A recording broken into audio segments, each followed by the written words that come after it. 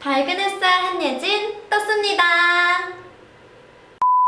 안녕하십니까, 한예진입니다. 한예진의 기상방송은 정치나 경제같이 어려운 시사를 기상에 비유하면서 쉽고 재미있게 알려드리는 컨텐츠입니다. 그럼 시작해볼까요? 7월 초 정치기상입니다. 전국적으로 부동산 이슈 전선으로 인한 장마가 계속되고 있습니다.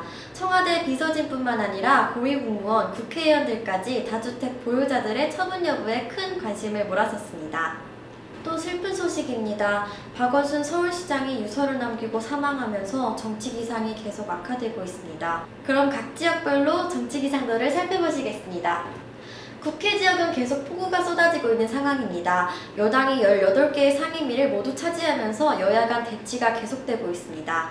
또한 통합당 정진석 의원이 부의장 자리를 거부하면서 폭우가 이어지고 있습니다.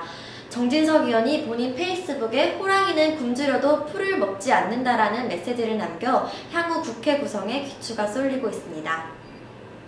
청와대 지역을 살펴보시겠습니다. 장마로 인한 폭우가 심각합니다. 청와대 비서관들의 다주택 보유로 민심을 잃어가고 있습니다.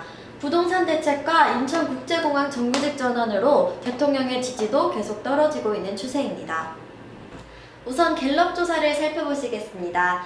7월 둘째 주에는 50% 밑으로 떨어졌습니다. 다음은 리얼미터 조사입니다. 첫째 주에는 50% 밑으로 떨어졌지만 둘째 주에는 50%까지 올랐습니다.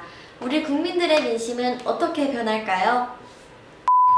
다음은 여당 지역의 기상입니다. 정부에서 시작된 부동산 이슈 전선으로 인한 장마가 민주당에 더 큰 피해를 주고 있습니다.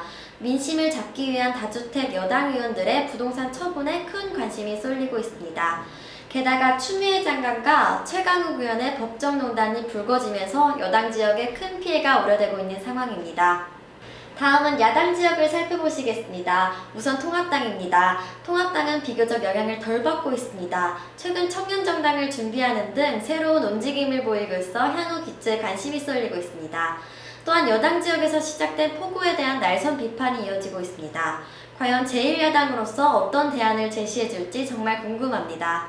계속되는 장마에 우산을 쓰고 있지만 그 우산이 장마를 얼마나 버텨줄지 우리 국민들과 청년들이 지켜보겠습니다. 다음은 정의당입니다. 정의당에서는 변덕스러운 날씨가 계속되고 있습니다. 박원순 서울시장의 장례에 대해 류호정 의원이 빈소를 방문하지 않겠다고 밝혔습니다. 왜 그랬을까요? 개인 페이스북에 당신이 외롭지 않기를 이라는 글을 남겼습니다. 다음으로 국민의당입니다. 안철수 당대표가 여당에서 시작된 폭우에 대해 날선 비판을 이어가고 있습니다. 안 대표의 귀국 이후 지난 이미지와 달리 강한 메시지를 계속 내고 있는데요. 과연 앞으로 어떤 메시지를 내주실지, 야당으로서 어떤 역할을 해줄지 정말 기대가 됩니다. 그럼 이것으로 한예진의 기상방송 정치 부분을 마치겠습니다.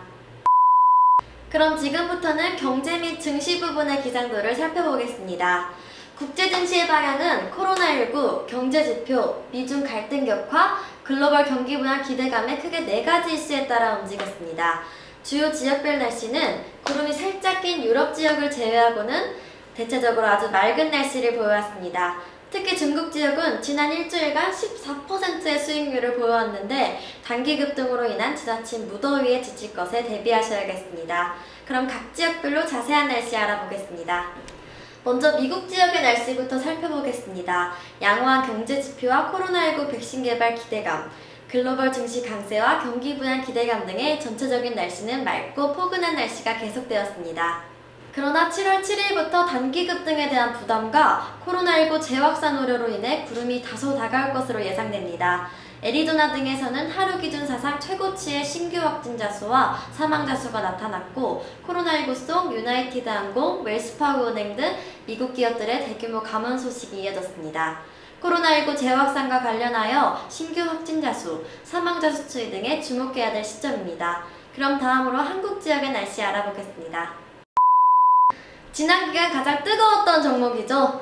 SK바이오팜이 따상, 즉 공모가 대비 160%의 가격인 12만 7천 원으로 코스피 시장에 화려하게 데뷔하였습니다.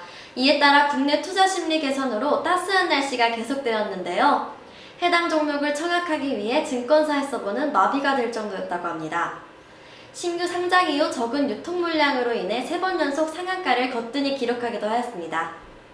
그러나 앞으로는 이 종목에 먹구름이 낄 것에 대비하셔야겠습니다. SK바이오팜이 아직 신약에 대한 R&D 비용을 회수하기 전인데다가 상장 이후 외국인이 6일 연속 매도세를 보이는 점에 있어서는 주의를 요하는 시점입니다. 지금까지 한예진의 기상방송이었습니다. 고맙습니다.